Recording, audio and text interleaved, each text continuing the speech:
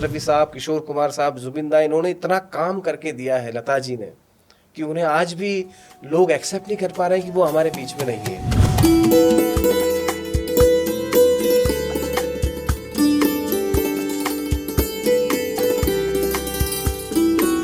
आज भी लोग शोक मना रहे हैं। मनाते हैं एक्चुअली।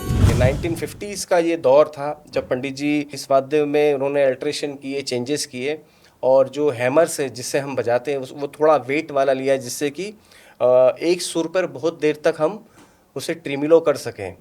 आज हम एक दौर से गुजर रहे हैं जहां ऑलमोस्ट हर चीज को धर्म से जोड़ा जाता है। जाकिर साहब के घर में सरस्वती का मंदिर है। मोहम्मद रफ़ी साहब इतने बड़े सिंगर, उन्होंने जितने भजन गाए हैं राम के उतने तो किसी ने भी नहीं गाए, वो जितने हिट हुए हैं। मधुबन में राधिका नाचे रे, लता जी ने गाया अल्लाह तेरो नाम, ईश्वर तेरो नाम। कितनी बड़ी बात कही है उन्होंने। ये छोटी चीज़ें एक्चुअली, धर्म, जाति, भेदभाव, ये सब बहुत छोटी चीज़ें। इससे ऊपर का जो बंदा होता है उसे म्यूजिक भगवान देता है।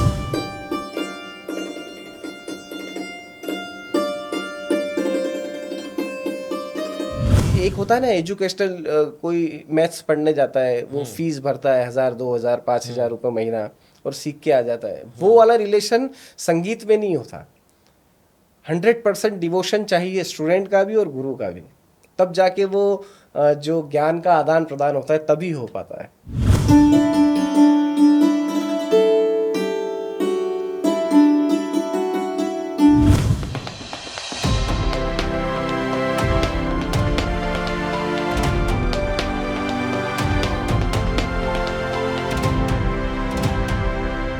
म्यूजिक के बारे में अगर बात करना चाहे तो first thing came to mind, at least to me, it's Maa Saraswati. जी। And the veena is a very much interrelated part of her. जी। तो सर जैसे माइथोलॉजी में बीना इज एसोसिएटेड विथ माँ सरस्वती, जी। even if you look at Rudra Veena, it is somehow have a connection with Shiva, Lord Shiva, yeah. and even Ravan also. Ji ji. What is the story and the base for santoor? सबसे पहले तो Pavel भाई आपका बहुत धन्यवाद जो आपने मुझे आज इस आपके पॉडकास्ट के थ्रू यहाँ पर आपकी ऑडियंस से रूबरू कराने के लिए मुझे यहाँ पर बुलाया। जैसा कि आपने कहा कि संगीत का जो एक पर्टिकुलर एक इंस्ट्रूमेंट होता है जो कि किसी न किसी भगवान के आपने हाथ में देखा है, तो वैसे ही जो माइथोलॉजी के हिसाब से अगर मैं बात करूँ तो मैंने कई सारे ऐसे पिक्स देखे हैं जिसमें शिव जी के हाथ में मैंने संतूर देखा है। ये मैंने काफ़ी जब इसका अध्ययन किया तो मुझे पता चला। बीना जैसे बैम्बू से बनता है, ऐसे बनता है, तो द स्ट्रक्चरल थिंग, जी। द अर्दी मटेरियल्स जो जिससे संतूर बनता है, संतूर भी पूरा वुड का ही बनता है। हाँ, पर उसका थोड़ा मैन्युफैक्चरिंग सिस्टम अगर आप थोड़ा इलाबोरेट करें कि कैसे कैसे होता है। जी, संतूर बेसिकली पर्शियन वाद्य है। ये ईरान और पर्शिया के यहाँ से हमारे इंडिया में आया है और इसका जो शेप है थोड़ा डिफरेंट है। ट्रेपोजोपिकल इसका शेप, इसका मीनिंग है, और ये पूरा वुड का बनता है। गिटार की तरह होलो होता है ये, और इसके ऊपर 100 तार होते हैं, इसलिए इसे शततंत्री वीणा या संतूर कहते हैं, क्योंकि 100 तारों का एक उसके ऊपर सेटिंग होता है।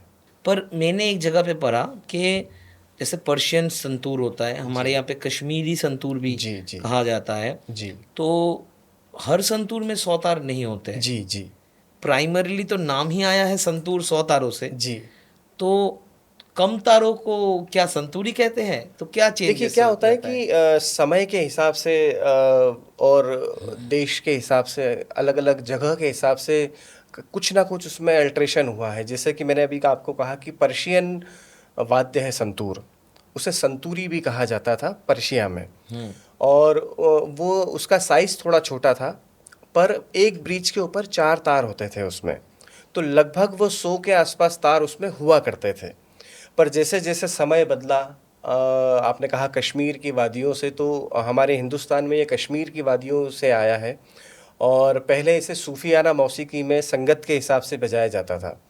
पर पंडित शिव कुमार शर्मा जी ने इसमें बहुत सारा अल्ट्रेशन किया, और जैसा कि मैंने कहा कि पर्शिया का जो वाद्य था उसमें एक ब्रिज पर 4 तार हुआ करते थे, पंडित शिव कुमार शर्मा जी ने उस पे 3 तार का सेट बनाया, उसका थोड़ा सा शेप भी चेंज किया जिससे कि उसका टोनल क्वालिटी बदला, और फिर उसे इंडियन क्लासिकल में उन्होंने इस्तेमाल किया, जो साज संगत के इस्तेमाल किया जाता था। फिर पंडित शिव कुमार शर्मा जी के कारण वो सोलो की तरह बजने लगा, और ख़ासकर इंडियन क्लासिकल म्यूज़िक में। तो समय के हिसाब से और देश के हिसाब से उसका थोड़ा थोड़ा अल्ट्रेशन होते गया। सेम वाद्य अगर आप यूरोप कंट्रीज़ में देखेंगे, यूएस में देखेंगे, तो वहाँ पर भी ये वाद्य है, पर उसका नाम अलग है, उसका शेप थोड़ा सा अलग है, उसका ट्यूनिंग चार्ट थोड़ा अलग है। तो हर जगह के हिसाब से, हर जगह के म्यूज़िक के हिसाब से संतूर में बदलाव होते गए। For sitar we know Pandit Ravishankar, Ravishankar ji, yes. एक अलग जगह पे वो ले गए जी हैं। जी जी। जैसे तबला का नाम आता है तो मॉडर्न एरा में उसका जाकिर हुसैन जाकिर का हुसैन नाम खान आता है, साहब, और भी लोग हैं। बिल्कुल। पर शिव कुमार शर्मा जी ने, जैसे जी आपने बोला कि उन्होंने पूरा टेक्निकलिटी एंड जी द मैन्युफैक्चरिंग सिस्टम ही संतूर का बदला। जी जी क्लासिकल म्यूजिक, जी ज़्यादातर क्लासिकल और जो बेसिक जो जैसे रीत रिवाज है जी वैसे रहता है, जी तो उन्होंने तो बदल दिया। जी। इस पे आपका क्या राय है? और अगर पंडित शिव कुमार शर्मा नहीं होते हाँ, तो संतूर का क्या होता? मुझे ऐसा लगता है कि जो पर्शियन का जो ईरानी संतूर है, हम्म जो जो वहाँ से जो बेसिक हम्म जो संतूर की जहाँ से उत्पत्ति हुई, तो यकीनन मुझे, देखिए मैं बहुत ज़्यादा तो पंडित जी से मिला नहीं, लेकिन मुझे ऐसा लगता है कि हमारा शास्त्रीय संगीत कहीं ना कहीं गायकी प्रधान संगीत है। और ईरानी संतूर की यदि हम बात करें, तो ईरानी संतूर पर जो उसकी मैलेट्स होते हैं जिससे वो बजाए जाते हैं, जो हैमरिंग होती है, वो बहुत ही पतले, बहुत ही वेटलेस हैमर्स होते हैं। तो उस पर गायकी अंग और ये ट्रिमिलो जो हम करते हैं वो करना बड़ा ही मुश्किल है, मतलब इम्पॉसिबल है।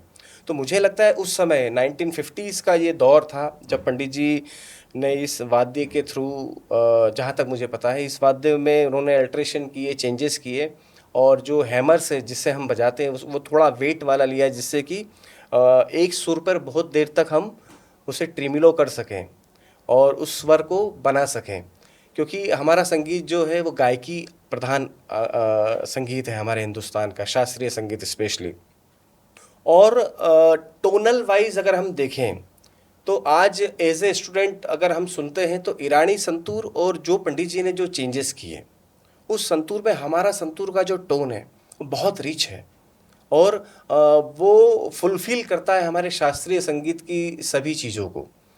और आपसे ये भी कहना चाहूँगा, जैसे आपने रविशंकर जी का नाम लिया, तो समय के साथ साथ साथ साथ हर चीज़ बदली है। जैसे जो पंडित रविशंकर जी के समय में जो सितार का जो रखरखाव था, आज आते आते आते आते उसमें भी काफ़ी सारे चेंजेस हुए हैं। सितार अब जिटार भी बन गया है, आपने कभी देखा हो नीलाद्री कुमार जी को, तो वो उन्होंने कई सारे चेंजेस करके उसको जिटार का रूप दिया, जिससे वो इलेक्ट्रिक के थ्रू वो बहुत ही साउंड उन्होंने चेंज किया। तो हर इंस्ट्रूमेंट में मुझे लगता है समय के साथ साथ थोड़ा थोड़ा थोड़ा थोड़ा बदलाव होते जाता है। अभी आप मेरा संतूर देखेंगे तो वो और ही मैंने उसे और चेंज कर दिया है, थोड़ा बॉलीवुड के पैटर्न का मैंने उसे किया है।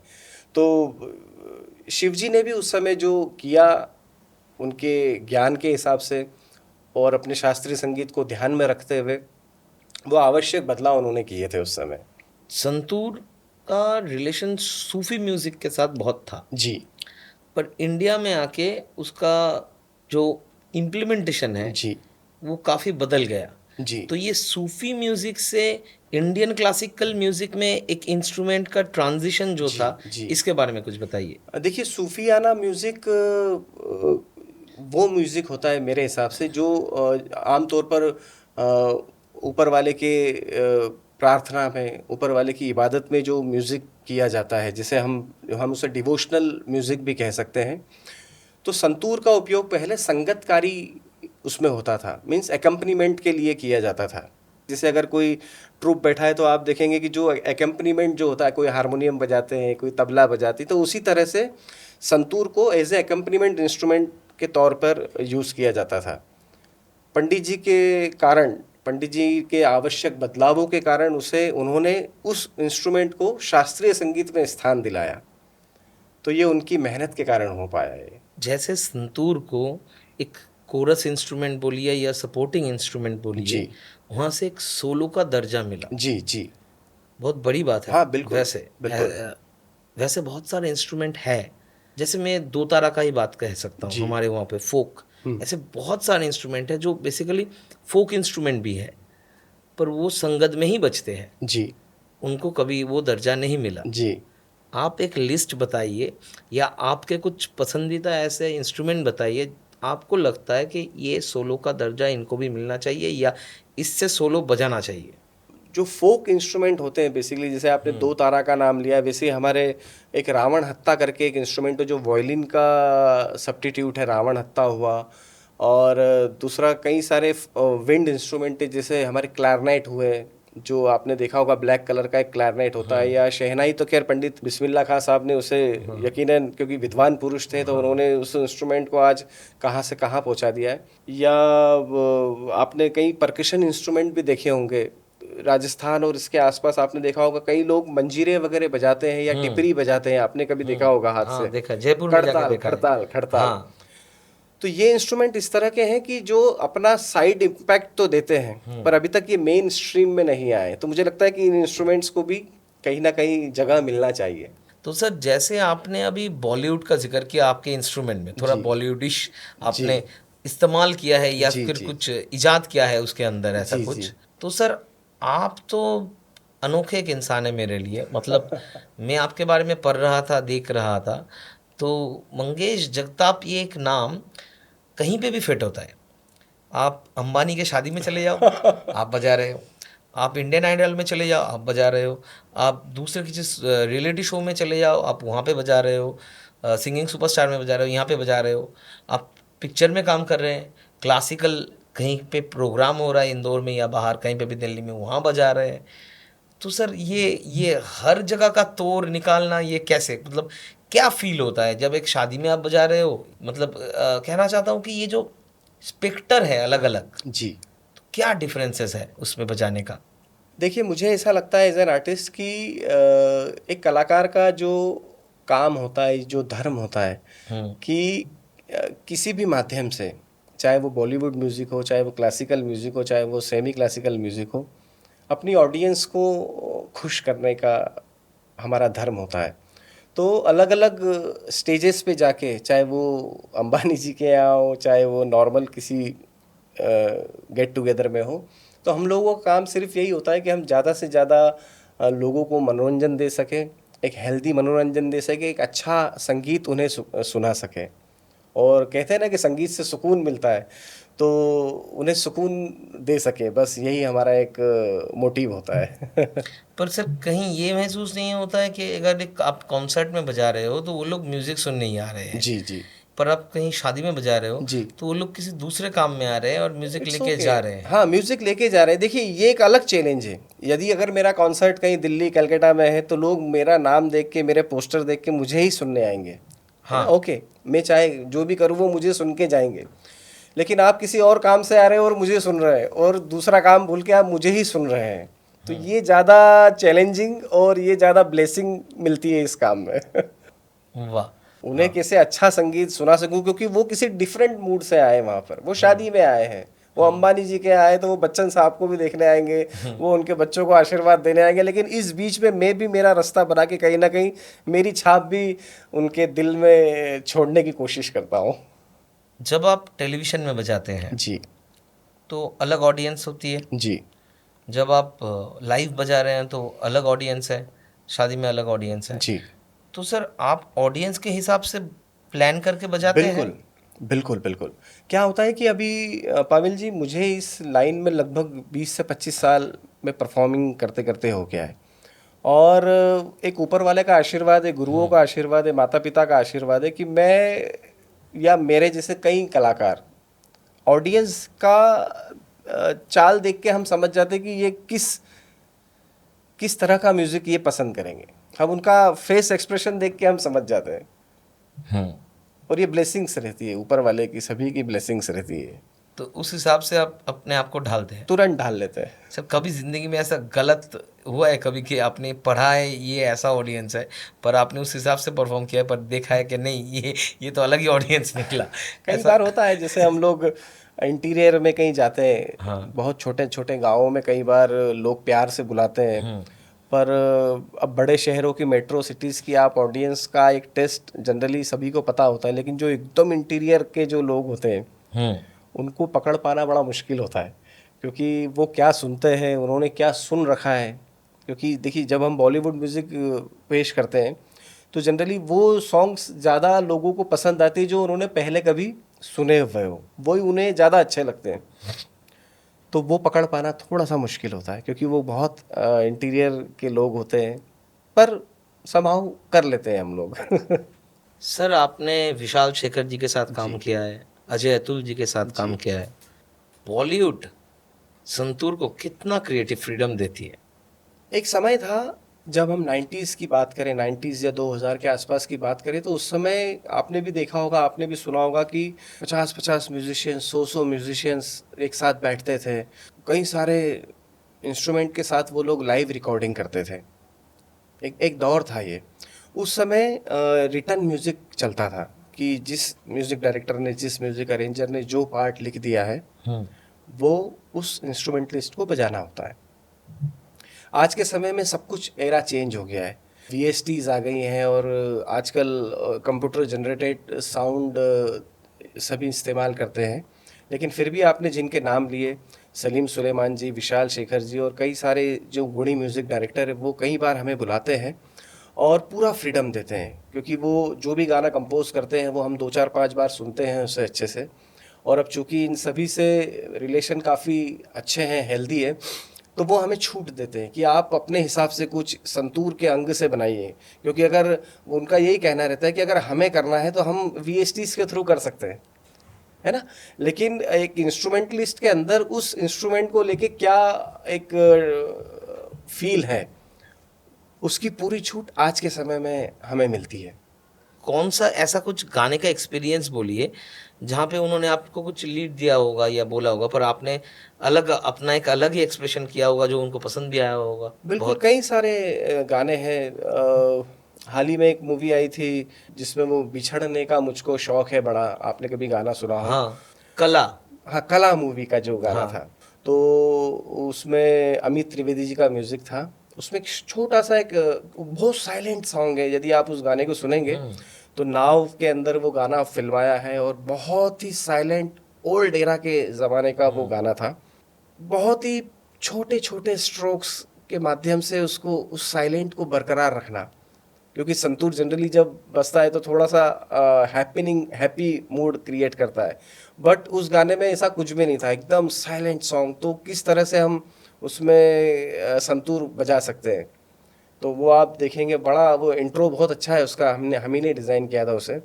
और इसके अलावा भी कई सारे गाने, अभी भूमि 2000 जो 25 आया था, उसमें भी एक गाना था, कश्मीर का गाना था, वो जनाब नूर मोहम्मद साहब ने गाया था उसे, सलीम सुलेमान जी के प्रोजेक्ट में।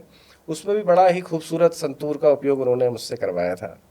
तानसेन जी ने जी गाना गा के म्यूजिक के थ्रू उन्होंने बारिश करवाई थी। जी। तो सर ये तो एक मैजिकल है, और ऊपर से मुझे लगता है एक स्पिरिचुअल भी एक फीलिंग है। बिल्कुल बिल्कुल। सर आपको बजाते हुए कभी कोई ऐसा स्पिरिचुअल कनेक्शन या ऐसा कुछ फील हुआ है? देखिए, अब वो तो समय नहीं रहा कि हम बजा रहे और बारिश हो जाए, देखिए, क्योंकि वो उतना ना तो हम में प्योरिटी है, क्योंकि उस समय तानसेन साहब की आप बात कर रहे हैं, तो उस समय की जो प्योरिटी थी, एक आध्यात्मिक जो उनकी इच्छाएं थी, वो आज की जनरेशन में थोड़ा सा पेशेंस लेवल कम है, आप भी समझ सकते हैं, क्योंकि समय बदल रहा सर है। मैं दूसरे तरीके से कहता हूँ, तब तानसेन थे और सीधा बादल, जी बादल थे, जी। राइट।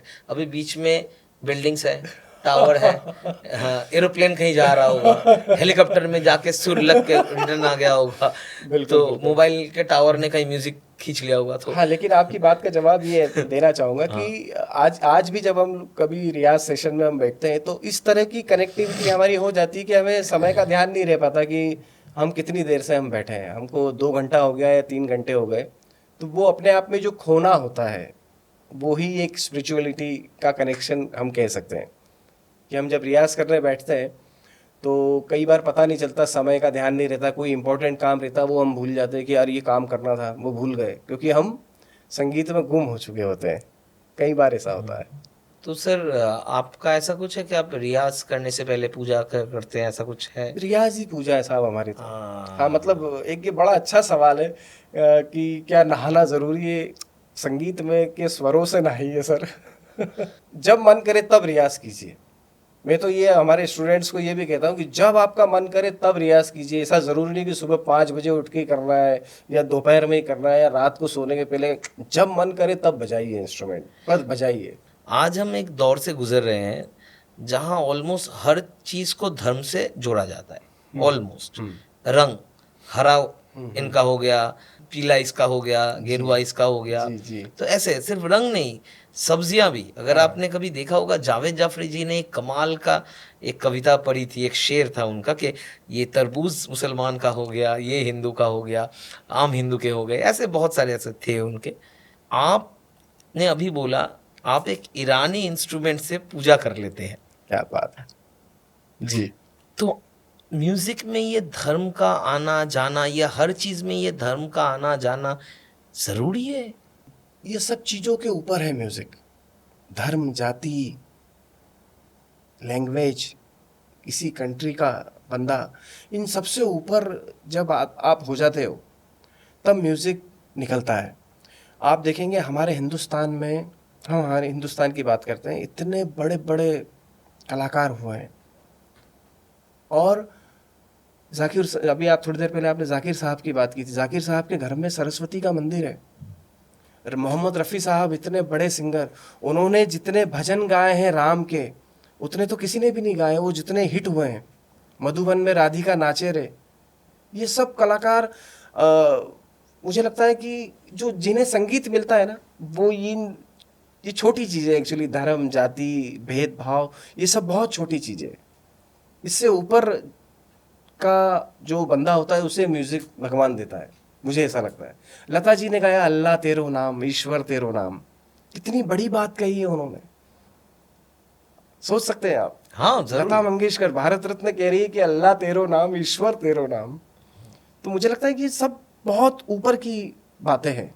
सर हम एक ऐसे देश में रहते हैं जहाँ किसी भी हिंदू के घर में शादी नहीं होती जब तक बिस्मिल्लाह खां शहनाई, फू नहीं देते। यस यस, शहनाई नहीं जब बजती। जब तक शहनाई नहीं बजती। सही बात है, एकदम ये सही है पकड़ा अपना है। हिंदुस्तान, बिल्कुल। और ये यही अपना तो इंडिया, यही इंडिया है हमारा। यस। इसीलिए ही तो हम हैं। हम हैं। हाँ, इसलिए कहाँ गम है। सही बात है ऋषभ रिखीराम शर्मा जी। अभी तो म्यूजिक सेंसेशन है वो, बिल्कुल। और क्लासिकल म्यूजिक में इतना मतलब पॉपुलर होना एक बड़ी बात है। जी जी। वो पंडित रविशंकर के शायद यंगेस्ट डिसाइपल भी हैं, या फिर उनको गुरु मानते हाँ, हैं, ऐसा गुरु ऐसा मानते कुछ है। तो बहुत अच्छी बात है। वो जो म्यूजिक अभी क्रिएट कर रहे हैं, जी। How you feel like it? You like it? बहुत अच्छा बजा रहे हैं वो ऋषभ जी, बहुत अच्छा। मैं उनके कई सारे जो सोशल मीडिया पर उनके हिट नंबर से वो काफ़ी देखता हूँ, और कई बच्चे उनको फॉलो भी कर रहे हैं। एक्चुअली ऋषभ जी दिखते भी बड़े सुंदर हैं। हाँ। एकदम लंबे चौड़े हैं और बढ़िया मेहंदी वेहंदी लगा के, क्योंकि देखिए संगीत सुनने के साथ साथ आजकल देखने की भी चीज़ हो गई है। तो उनका ड्रेसअप और वो हाँ। काफ़ी, वो गाते भी बहुत अच्छा है। तो एक ओवरऑल एक अच्छा पैकेज वो आज के समय में डिलीवर कर रहे हैं। तो मुझे काफ़ी अच्छा लगते हैं उनके कई सारी नंबर सुन के। उनका सितार का एक स्पेशल सेगमेंट ही है फॉर मेंटल पीस जी। और मेंटल हेल्थ के बारे में वो बात भी करते हैं, और हाउ म्यूजिक से वो मेंटल हेल्थ को एक cure is not the right word, maybe how he treat mental health through his music for mental peace. जी। तो आपको क्या लगता है कि संतूर से भी ऐसा कुछ स्ट्रक्चरल मेंटल हेल्थ प्रोग्राम बिल्कुल, कुछ किया जा सकता है? मैं तो आपको कहना चाहूँगा संतूर से कई सालों से इस तरह के प्रोग्राम्स चलते हैं, और कई सारे एक्चुअली ये सब चीज़ें होती है हमारे राग रागिनियों के ऊपर, कि किस तरह के राग को, जो आपने सुना होगा कि सुबह का राग, दोपहर का राग, रात का राग, तो सबका जो डिवाइडेशन हमारे जो विद्वानों ने कर रखा है, तो इस पे भी डिपेंड करता है। और आपने कभी किसी योगा सेशन अटेंड किए हैं आप कभी? हाँ, तो उसमें मैसूर में किया है सर। हाँ, तो उसमें जो बैकग्राउंड म्यूजिक जनरली आप कभी सुनेंगे तो संतूर का ही होगा, 99%। संतूर और फ्लूट का ही कुछ ना कुछ कॉम्बिनेशन रहता है, जिससे वो एक पीस की तरफ एक लेके जाते हैं योगा के माध्यम से। तो ये तो कई समय से संतूर पे चल ही रहा है ये काम तो। एक गुरु का जी एक म्यूजिशियन के जिंदगी में जी कितना बड़ा प्रभाव रहता है। आप खुद उल्लास बपट जी के बहुत जी नज़दीक थे और आप उनके शिष्य जी भी हैं, जी जी। तो उनका इन्फ्लुएंस आपके म्यूजिक में आपके ज़िंदगी में कितना है? चाहे कोई भी फील्ड हो, चाहे म्यूज़िक हो, चाहे स्पोर्ट्स हो, या आपका एजुकेशनल फील्ड हो, यदि आपको अच्छा गुरु नहीं मिला है तो आप बहुत ज़्यादा तरक्की नहीं कर सकते, क्योंकि गुरु बिन ज्ञान नहीं मिलता है ना। मेरी जो शुरुआत हुई थी म्यूज़िक में, मैं एज ए कीबोर्डिस्ट मैंने अपना करियर शुरू किया था।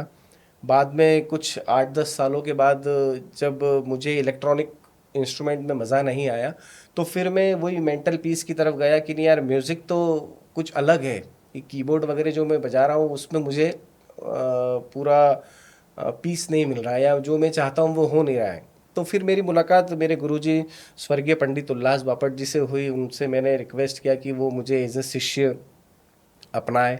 उन्होंने अपनाया भी, और कई सालों तक मैंने उनसे संतूर सीखा।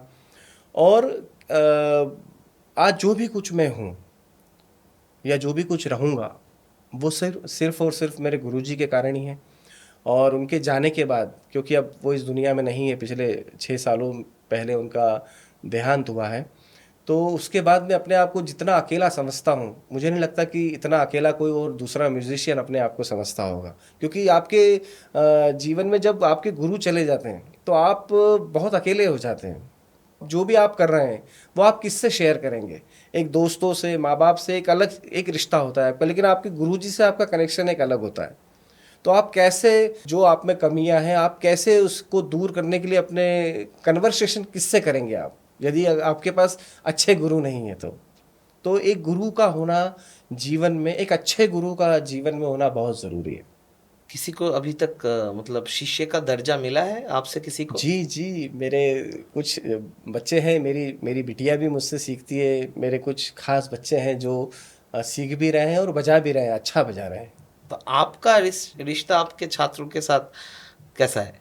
जैसा मेरा मेरे गुरुजी के साथ था। मेरे गुरुजी मुझे अपना बेटा ही मानते थे, और आज जितने भी मेरे स्टूडेंट्स हैं, मैं उन्हें सब अपना छोटा भाई, अपना बच्चा ही मानता हूँ।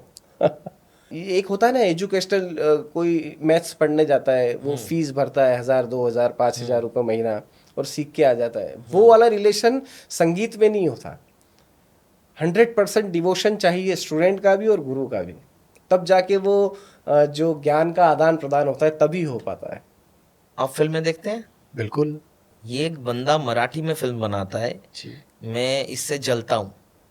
हाँ, मेरी उम्र का ही है। ओह। हाँ, ज़्यादा नहीं, 2-3 फिल्में बनाई हैं बस। एक बनाई थी मराठी फिल्म कोर्ट, उसको नेशनल अवार्ड भी मिला था। उसके बाद डिसाइपल। तो सर अजीब ही बंदा है वो, चैतन्य तम्हाने नाम है उसका। ओके। तो ये जो डिसाइपल फिल्म बनाई थी सर, जी ये क्लासिकल म्यूजिक में जो गुरु शिष्य परंपरा है, और क्लासिकल म्यूजिक आपके जिंदगी का कितना वक्त और कितना मतलब मतलब पागल बना देता है, उस हद तक ले जाता है। बिल्कुल। और दुनिया आपको समझती नहीं है। हम्म। दुनिया के लिए मतलब क्या ही कर रहा है तू, जी। ठीक है। तो इस पे ये फिल्म बनी थी। ओके। मुझे पता नहीं आपने देखा नहीं, होगा, मैंने नहीं, नहीं देखा। Please okay. देखना। ज़रूर, हाँ। पर उस पे बहुत मतलब बहुत चोट पहुंचेगी अंदर से, ओह। बहुत चोट पहुंचेगी, मतलब दर्द होगा। क्या लगेगा इतने बड़े संगीतकार ऐसी जिंदगी क्यों गुजारते हैं। The other side of the glory, the side of the pain, ये इस फिल्म में है। तो इसके बारे में कुछ आप बताएंगे कि ये शास्त्रीय संगीत जो करते हैं, जी। तो उनकी जिंदगी तो आसान नहीं होती। बिल्कुल, एकदम सही कह रहे हैं आप। हालांकि वो मूवी मैंने देखा नहीं है, लेकिन अभी थोड़ी देर पहले जो गुरु शिष्य का आप जो बात कर रहे थे, हम्म। तो मैंने आपसे कहा था कि उनका संबंध ऐसा होना चाहिए कि हर तरह का सुख दुख आपस में शेयरिंग करने का, उस लेवल पे आपको जाके म्यूजिक सीखना होता है।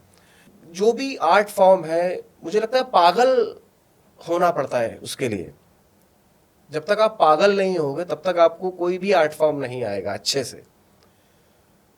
सो आपका बैकग्राउंड, आपकी कितना पैशन, आप कितना समय दे रहे हैं उसके ऊपर भी डिपेंड करता है कि आप कितनी जल्दी, फिर आपका भाग्य कि आप कितनी जल्दी उसको अचीव कर पाते हैं या नहीं कर पाते हैं। नहीं कर पाते तो क्यों नहीं कर पाते।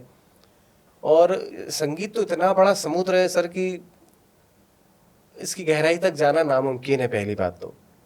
और कई सारे हमारे हिंदुस्तान के बड़े बड़े आर्टिस्ट जो कि जिनका बहुत नाम हुआ है, वो भी अपने दौर में ये कहते सुनाई जाते हैं कि यार कभी एक सा अच्छे से लग जाए तो जीवन तर हो जाएगा। आपने कभी सुना होगा, बड़े बड़े लोग ये बोलते कि यार आज कभी ये राग अच्छे से बज जाए तो मज़ा आ जाएगा। तो ये बहुत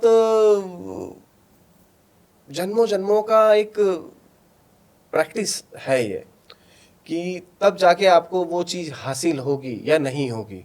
और कई जगह तो आपने ये भी देखा होगा कि जब तक आपके गुरु आपको परमिट नहीं करें तो आप परफॉर्म भी नहीं कर सकते।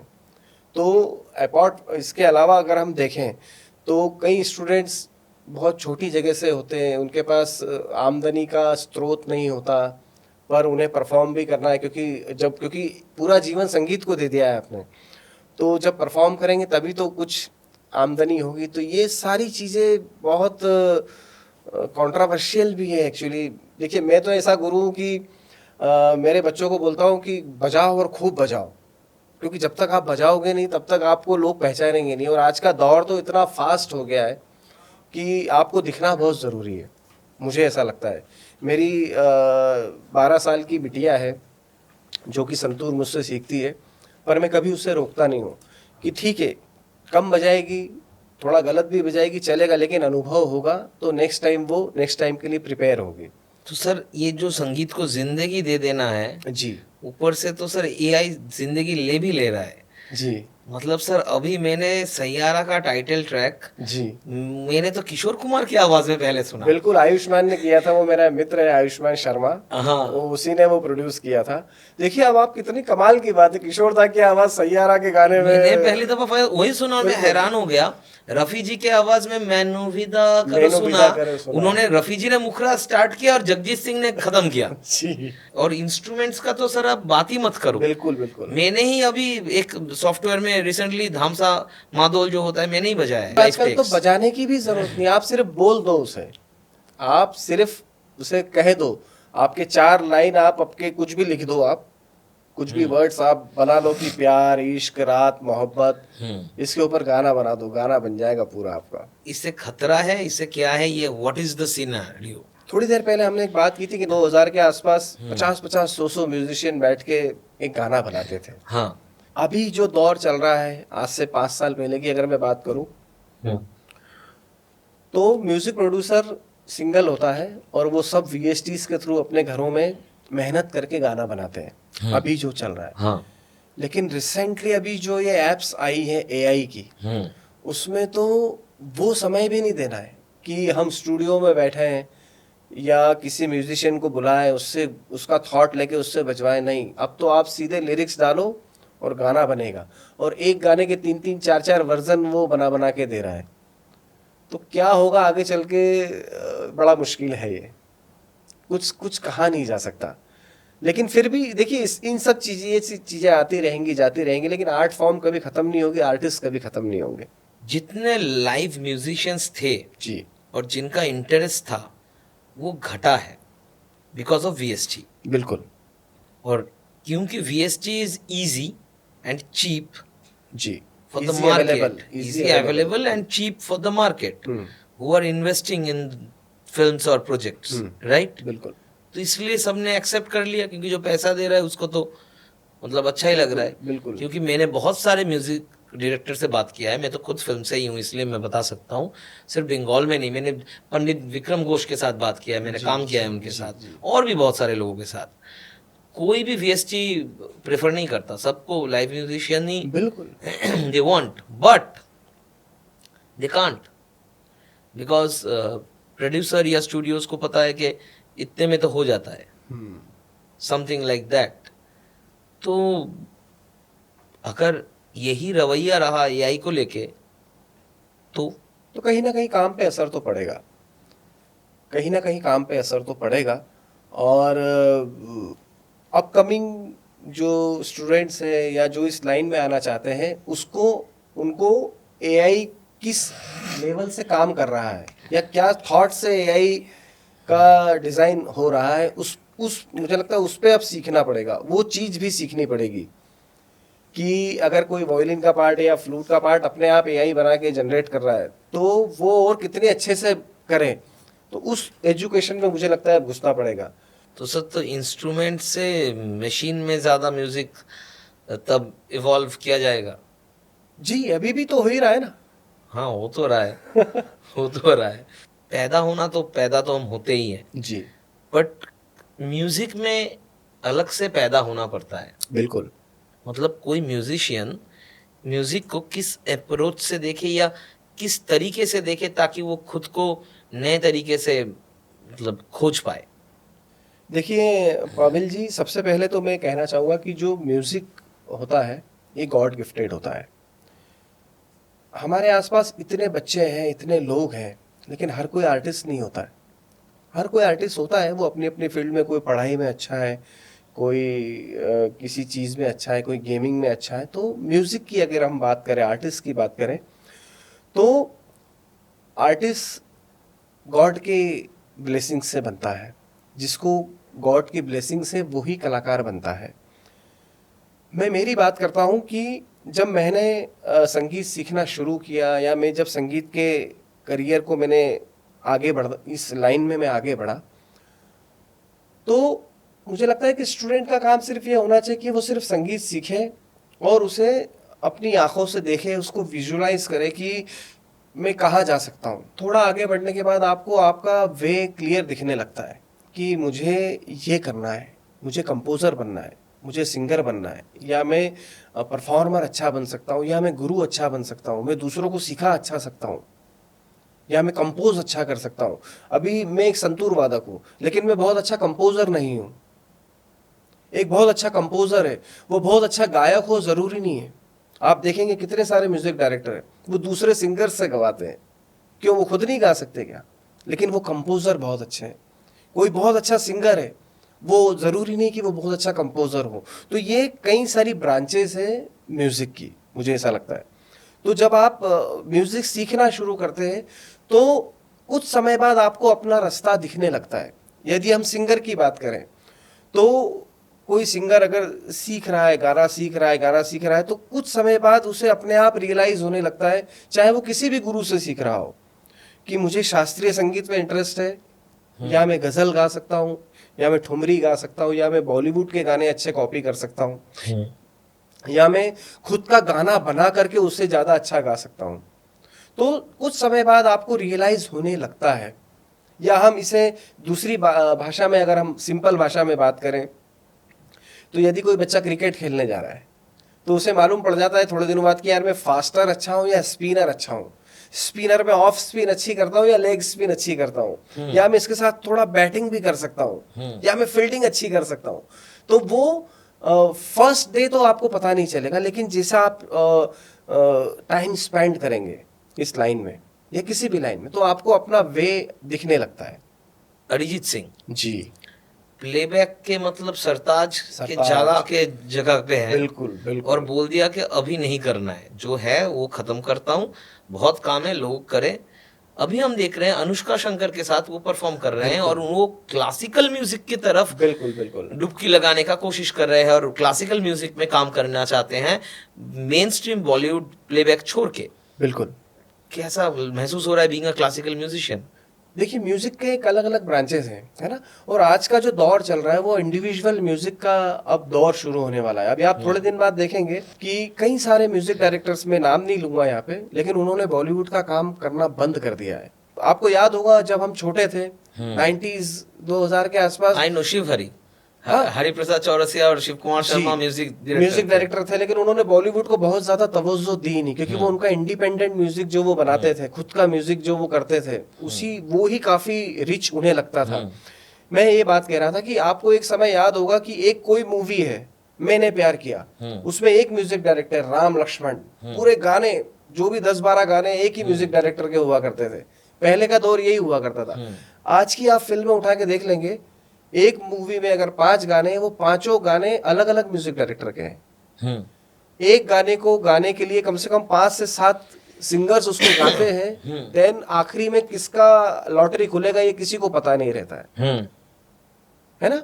और गाने बनाने वाले सब यही लोग हैं, है ना। क्योंकि एक आज पहले क्या होता था कि एक सिंगर को वो सिर्फ सिंगर होता था, लेकिन आजकल के जो सिंगर है, मेरी बिटिया भी अभी यहाँ बॉम्बे में म्यूजिक सीख रही है, पर वो साथ ही साथ प्रोडक्शन भी सीख रही है, वो कंपोजिशन भी सीख रही है, किस तरह से मास्टर मिक्स होता है। ये जो सिंगर है आज की तारीख में सब ओवरऑल सब है।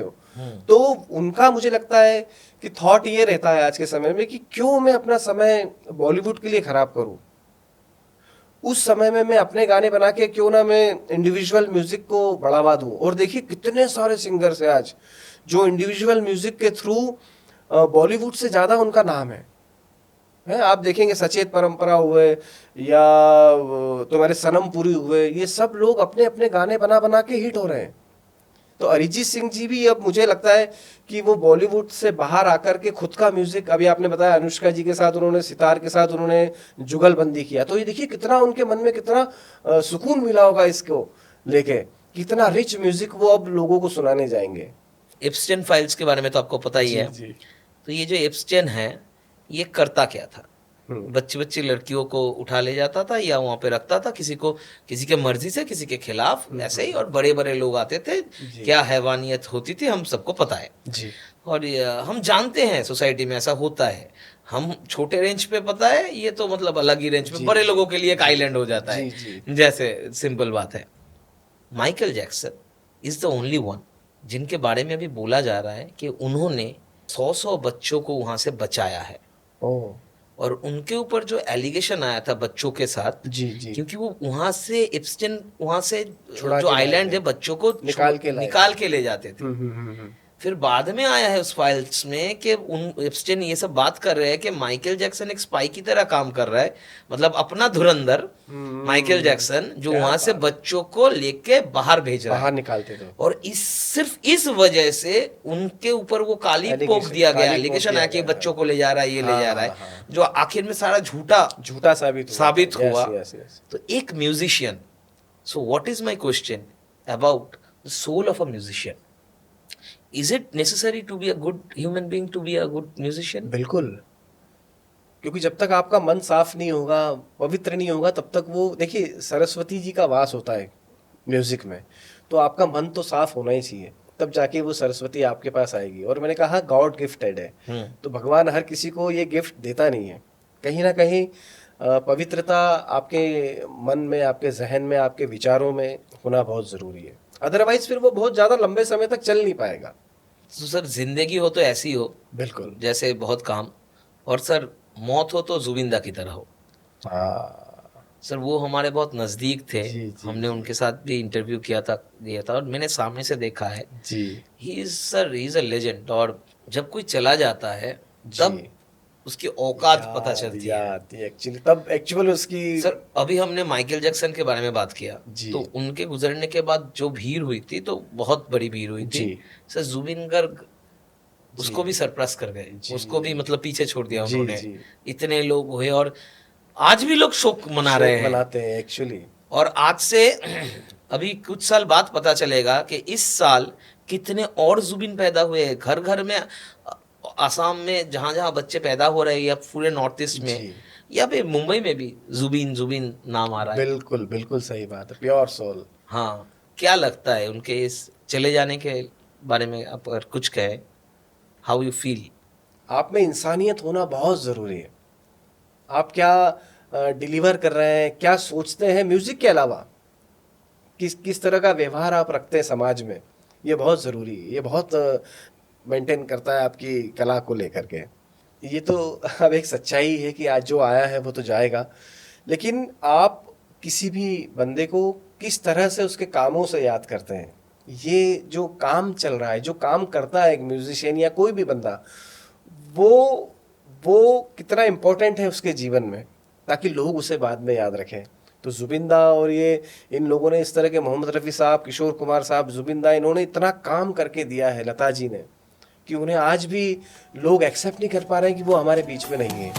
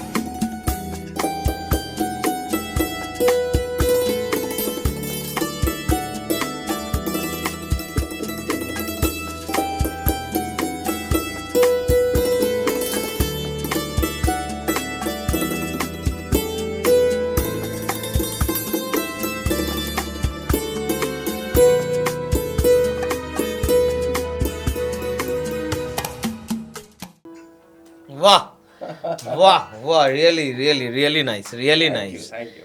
अभी तो सर बहुत धुरंधर कर रहा लेकिन है। उसमें संतूर नहीं बजा ना। हमारे पड़ोसी देश का 12 बजा है।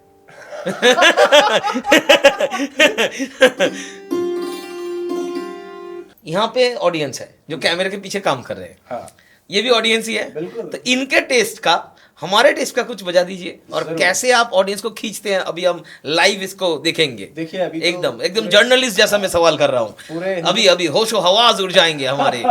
अभी तो पूरे हिंदुस्तान में एक ही नशा चल रहा है साहब, धुरंधर का। वाह। तो और हमारे धुरंधर है अभी मंगेश जगताप सर जी। तो चलिए एक धुरंधर का एक बहुत ही हिट सॉन्ग है, वो मैं हाँ। कोशिश करता हूँ बजाने की।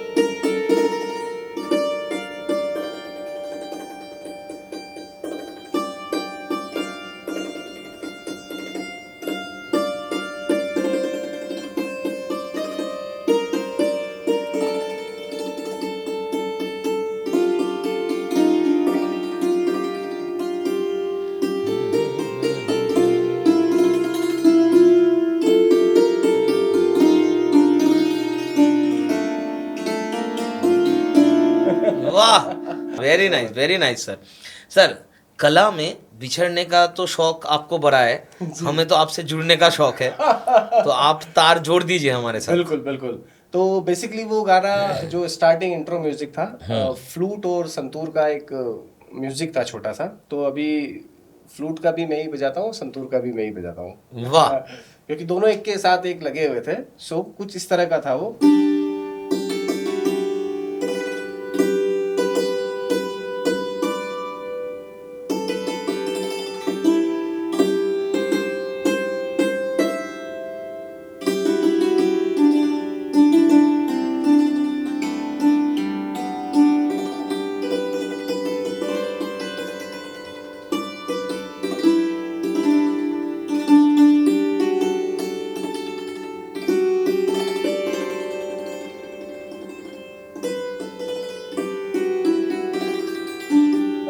वाह वाह सर, वाह सर। Thank मुझे you. मुझे पूरा वो कला का सीक्वेंस भी जी, जी, जी। दिखाई दे रहा था, जस्ट ऐसे। बहुत बहुत बहुत सर, मतलब I really really love it. Thank you sir. World music day 21 जून को, जी तो सर वर्ल्ड म्यूजिक डे के लिए एक अच्छा सा कुछ सेलिब्रेशन कर दीजिए हमारे ऑडियंस के लिए। जी, बहुत अच्छी बात कही कि वर्ल्ड म्यूजिक डे पर आप संतूर लोगों को सुनाना चाहते हैं। संतूर चूंकि पहाड़ों का वाद्य है और पहाड़ी राग इस पे बहुत अच्छा लगता है, तो हमारी ऑडियंस के लिए कुछ पहाड़ी राग पर आधारित एक हाँ। मैं कुछ सुनाता हूँ।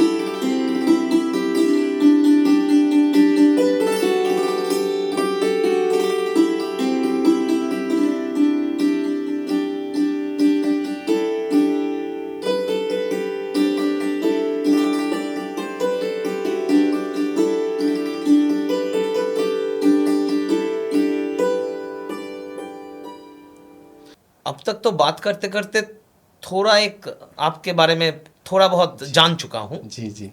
सर मुझे ये लगता है आपको सबसे ज़्यादा मज़ा बजाने में आता है, बात करने में नहीं। बिल्कुल बिल्कुल। मुझे लगता है आप घंटों तक बजा सकते मैं हो। बिल्कुल घंटों तक बजा सकता हूँ, लेकिन बात करने में भी बहुत कमजोर भी हूँ, क्योंकि हाँ। कई बार आप लोग इस तरह से बाउंसर मारते हैं, इस तरह से यॉर्कर डालते हैं, इतने कठिन कठिन सवाल आप पूछते हैं, तो सोचने के लिए एक्चुअली हम लोग तो क्या है, हमारा माइक जो है यहाँ पे नहीं रहता है, यहाँ पे रहता है सो बोलने में कमजोर हूँ, बट हाँ सर, फर्स्ट कितने उम्र, मतलब क्या उम्र थी आपकी जब आप इंस्ट्रूमेंट, इस इंस्ट्रूमेंट के साथ आपका रिश्ता जुड़ा? मुझे लगता है 32-33 के आसपास मेरा ओके। एज था। हाँ। और जब मैं कीबोर्ड बजाता था तब आई वॉज 17-18 ईयर ओल्ड। तो 15 साल कीबोर्ड के साथ गुजार के फिर डिवोर्स लेके दूसरी शादी की? ये पहली शादी है, ओ वो ये गर्लफ्रेंड थी। ओ वेरी नाइस, वेरी नाइस। तो कैसे गर्लफ्रेंड से मिलना हुआ, मतलब हाउ यू फिगर आउट कि ये इससे ही शादी करनी है?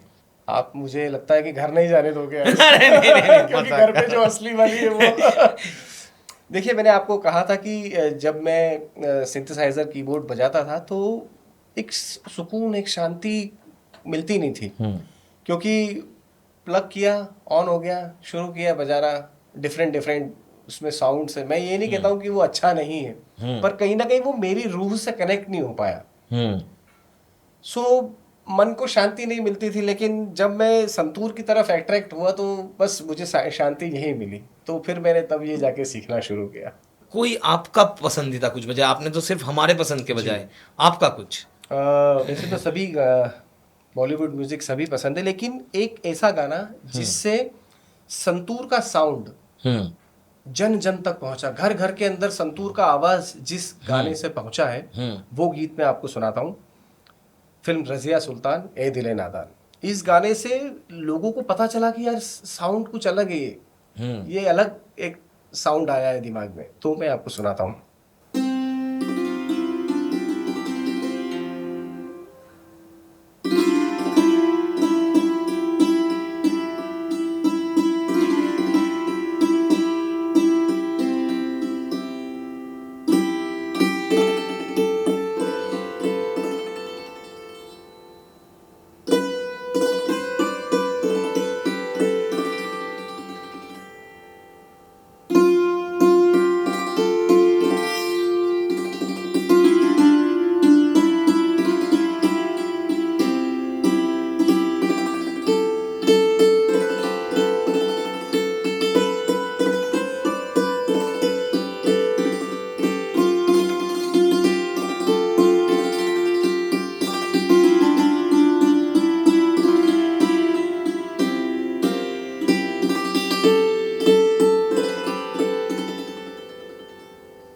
वाह, ए दिले नादान, ए दिले नादान। सर मुझे क्या लगता है, संतूर में हर नोट पे शुरुआत है, हर नोट पे खत्म भी हो सकता है। जी।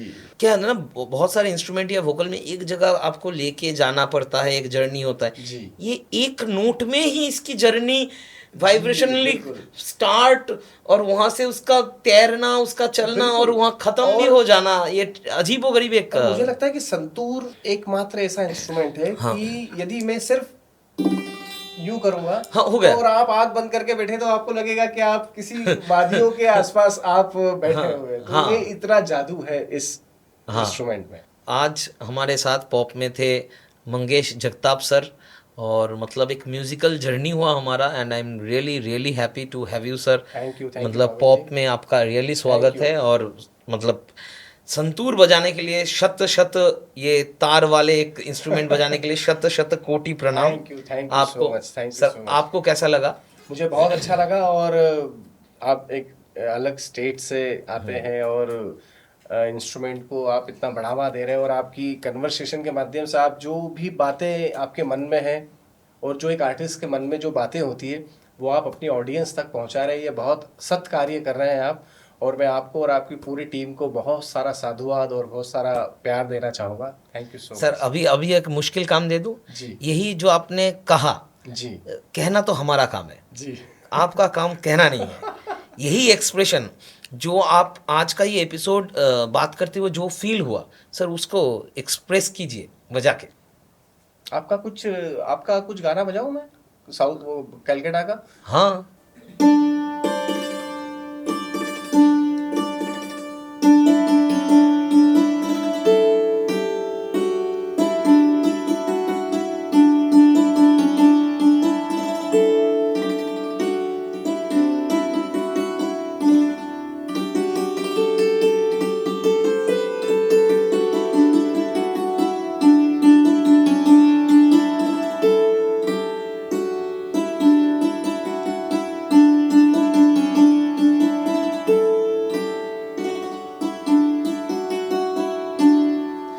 वाह सर, एक बात कहूँ आपको, जी जी। हमारा ये जो चैनल है इंटरव्यू का, पॉडकास्ट का, जो भी आप कहिए, तो ये स्टार्ट हुआ था सोनम वांगचुक के इंटरव्यू से, साइंटिस्ट। क्या बात है। तब वो अनशन में थे, जी जी। तो उनके इंटरव्यू ने एंड में उनको एक गाना गाने के लिए बोला था, एंड ही sang যদি তোর ডাক क्या শুনে बात है। কেউ না, मुझे एकदम वो एग्जैक्टली। যদি তোর ডাক শুনে কেউ না আসে তবে একলা চলো রে, যদি তোর ডাক শুনে কেউ না আসে তবে একলা চলো রে, একলা চলো একলা চলো একলা চলো রে। अभी बजा रहे थे और मेरे दिमाग में वो लद्दाख की वादियां और वो उनका वो इनोसेंट फेस, वो गा रहे थे कैसे, वो आ रहा था। तो चलिए इस बहाने सोनम जी भी आपके चैनल के माध्यम से ये गाना सुनेंगे और उन्हें उनका वो आपका पॉडकास्ट याद आएगा। हाँ सर, एक साथ ऐसे ही तो लद्दाख, बंगाल, इंदौर, मुंबई, गोवा, हम तो ऐसे ही जुड़े हुए हैं। और ये पॉप का मेरा एक ये मोटो ही है मेरा, मुझे सिर्फ पूरा देश घूमना नहीं है, मुझे पूरे देश को जोड़ना है। क्या बात है। बस। और आप जैसे म्यूजिक क्रिएट कर रहे हैं, ये काम और भी आसान हो रहा है। Thank you so much.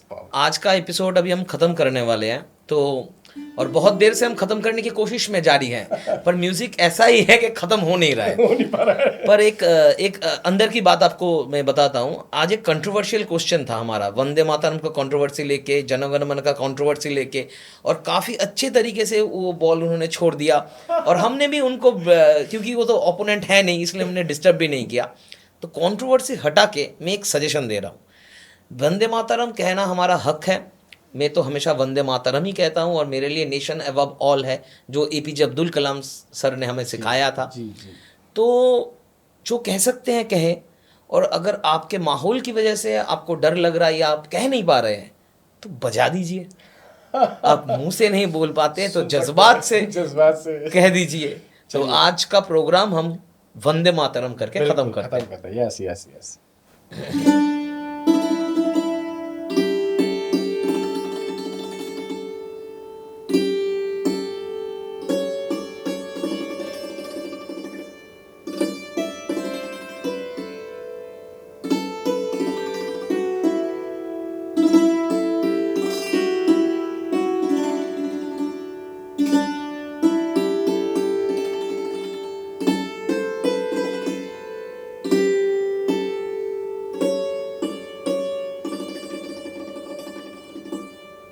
वाह सर, आपको पता है लिखा तो बंकिम चंद्र चट्टोपाध्याय ने है, जी। कंपोजिशन किसकी है पता है? रविन्द्रनाथ टैगोर। रविन्द्रनाथ टैगोर। तो वैसे ही रहेगा हमारा musical journey. Thank you Pavil ji. Thanks sir, thank you so much. Thank you.